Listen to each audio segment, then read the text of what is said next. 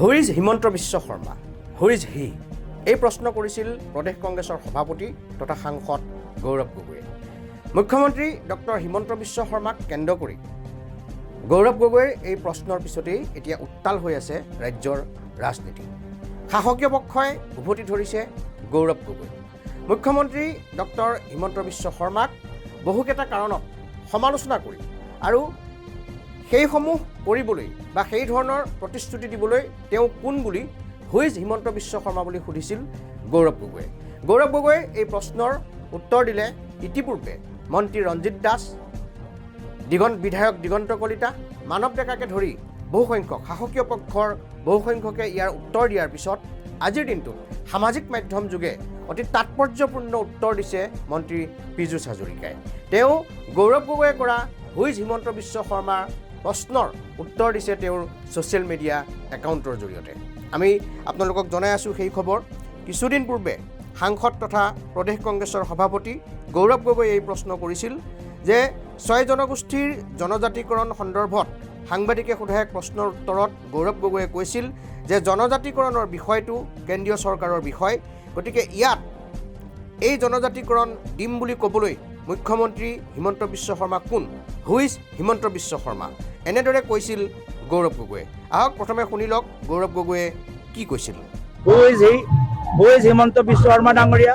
জনজাতি হ'ব নে নহয়তো কেন্দ্ৰীয় চৰকাৰৰ সিদ্ধান্ত, কোনো ৰাজ্য চৰকাৰৰ মুখ্যমন্ত্ৰী নহয়।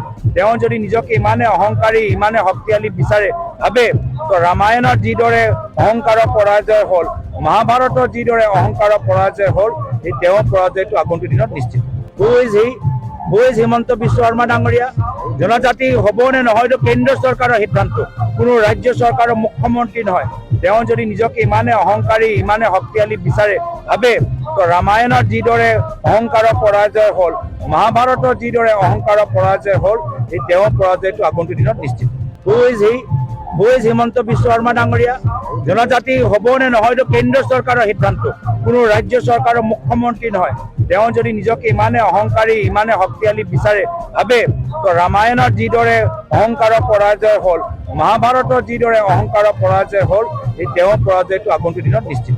বহুকেইজন শাসকীয় পক্ষৰ বহুকেইজন নেতাই গৌৰৱ গগৈ এই হু ইজ হিমন্ত বিশ্ব শৰ্মা বুলি কৰা প্ৰশ্নৰ উত্তৰ দিয়াৰ পিছত আজি মন্ত্ৰী পীযুষ হাজৰিকাই গৌৰৱ গগৈৰ প্ৰতি সামাজিক মাধ্যমৰ জৰিয়তে এই প্ৰশ্নৰ উত্তৰ দিছে। তেওঁ লিখিছে, who is doctor Himanta Biswa Sharma? Assam প্ৰদেশ কংগ্ৰেছৰ সভাপতি শ্ৰী গৌৰৱ গগৈ ডাঙৰীয়াৰ মুখত ব্যাপকভাৱে এই প্ৰশ্নটো আমি সকলোৱে শুনি আছোঁ। ভাবিলোঁ তেখেতক উত্তৰটো ৰাজহুৱাকৈ দি দিওঁ। শ্ৰী গগৈ ডাঙৰীয়া, আপুনি হয়তো ডক্টৰ হিমন্ত বিশ্ব শৰ্মা ডাঙৰীয়াক নাজানিব পাৰে, কাৰণবোৰ তেনেই স্বাভাৱিক।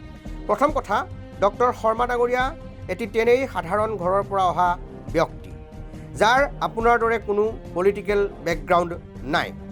আপুনি সোণৰ চামুচ মুখত লৈ জন্ম পাইছে, গতিকে আপুনি এটি সাধাৰণ পৰিয়ালৰ পৰা অহা ব্যক্তি ডক্টৰ হিমন্ত বিশ্ব শৰ্মা ডাঙৰীয়াক চিনি নোপোৱাটো তেনেই স্বাভাৱিক কথা। তেখেতৰ আজিৰ উত্তৰণত আছে তেখেতৰ অসীম শ্ৰম, অসমক ভাল পোৱাৰ সঁচা মানসিকতা, প্ৰচুৰ ত্যাগ আদি। তেখেতৰ কৰ্মোদ্যম তেখেতৰ মূলধন। দ্বিতীয়তে, আপোনাৰ 4জনীয়া পৰিয়ালটিৰ 3গৰাকী সদস্যই ব্ৰিটিছ নাগৰিক। আপুনিও বেছিভাগ সময় বিদেশতেই কটালে, গতিকে আপোনাৰ লগতে আপোনাৰ পৰিয়ালেও হয়তো নাজানে যে ডক্টৰ হিমন্ত বিশ্ব শৰ্মা কোন। সেইবাবেই হয়তো আপুনি এই প্ৰশ্নটো সততে সুধি আছে। পাকিস্তানৰ সৈতে ঘনিষ্ঠ সম্পৰ্ক থকা পৰিয়ালটোৱে who is doctor Himanta Biswa Sharma বুলি সোধাটো নিতান্তই স্বাভাৱিক কথা। তৃতীয়তে, ডক্টৰ হিমন্ত বিশ্ব শৰ্মা ডাঙৰীয়াক আপুনি নজনাটো স্বাভাৱিক, কাৰণ অসমীয়াৰ আৱেগ অনুভূতিৰ প্ৰতি আপুনি এনেও দায়বদ্ধ নহয়।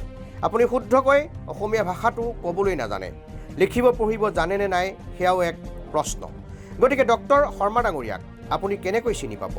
প্ৰথমে আপুনি অসমীয়া হ'বলৈ শিকক, শুদ্ধকৈ অসমীয়া ক'বলৈ শিকক, তাৰ পাছত আপুনি নিশ্চয়কৈ জানিবলৈ সক্ষম হ'ব।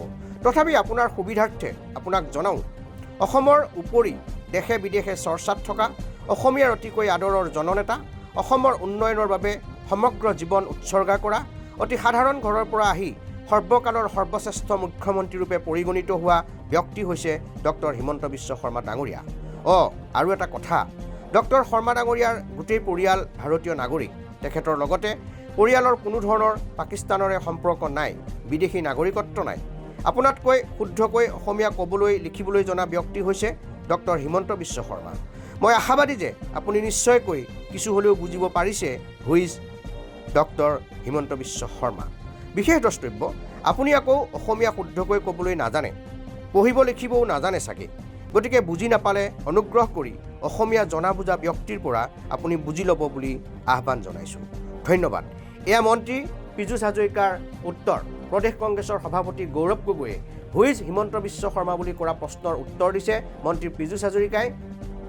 তেওঁ গৌৰৱ গগৈক সাংঘাতিক ধৰণে কটাক্ষ কৰি সামাজিক মাধ্যমত এই উত্তৰ দিছে। তেওঁ গৌৰৱ গগৈক আনকি এনেকৈও কৈছে যে আপুনি হিমন্ত বিশ্ব শৰ্মাক কেনেকৈ চিনি পাব, কাৰণ আপোনাৰ 4জনীয়া পৰিয়ালটোৰ 3জন ব্ৰিটিছ নাগৰিক, আপুনিও বেছিখিনি সময় বিদেশতেই থাকে।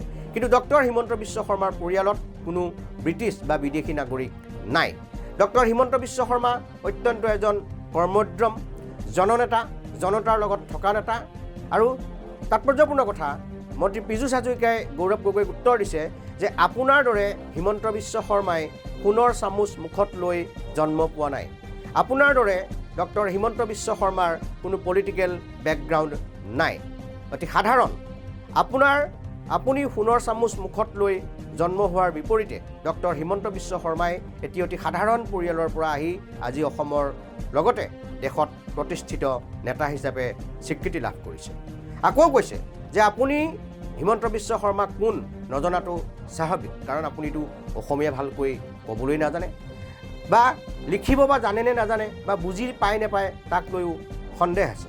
শেষৰ বাক্যটোতো মন্ত্ৰী পীযুষ হাজৰিকাই গৌৰৱ গগৈক কটাক্ষ কৰিছে, কৰি তেওঁ কৈছে যে আপুনিতো নিজে ভালদৰে হয়তো পঢ়িব নাজানে, গতিকে ভালদৰে অসমীয়া পঢ়িব পৰা মানুহ কাৰোবাক লৈ কাৰোবাৰ দ্বাৰা ভালদৰে অসমীয়া পঢ়িব পৰা মানুহৰ দ্বাৰা মোৰ এই উত্তৰটো পঢ়ি আপুনি হিমন্ত বিশ্ব শৰ্মা কোন বুজি ল'ব।